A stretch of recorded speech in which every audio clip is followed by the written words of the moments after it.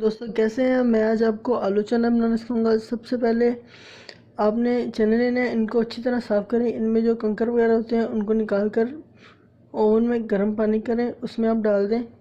करीबन 6 से 7 घंटे पड़ा रहने दें। जितनी देर ज़्यादा पड़ा रहेगा उतना अच्छे और ख़स्ता बनेंगे ये। इसके बाद आपने ये ऐसे फूल जाएंगे, ठीक है। फिर आपने इन्हें कुकर में डालकर उसी पानी में जिसमें आपने इसे भिगो के रखा था, उसी पानी में कुकर में डालकर तकरीबन 6 से 7 मिनट दें।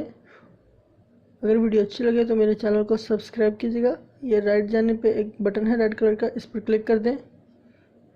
Thank you.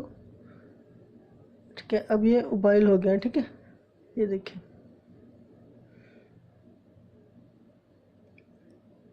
इनके बाद आप इसे खुले बर्तन में डालें।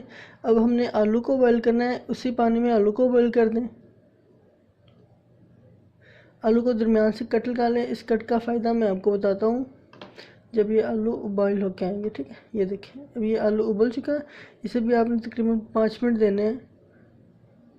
ये कट लगाने का ये फ़ायदा होगा कि ये छिलका बड़ी आसानी से उतर जाएगा।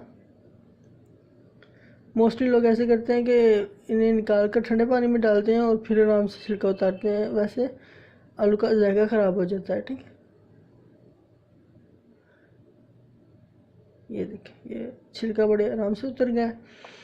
इसके बाद आप आलू चने का ये प्याज, हरा धनिया, हरी मिर्चें, पुदीना वगैरह डालें। इसके बाद इमली में पानी डालें, टाटरी डालें और अपने पसंद की नमक मिर्च डालकर और पुदीना डालकर ये बना लें। शोरबा सा ऐसे का बने, उसे इसके बाद डालकर खाएं मज़े से।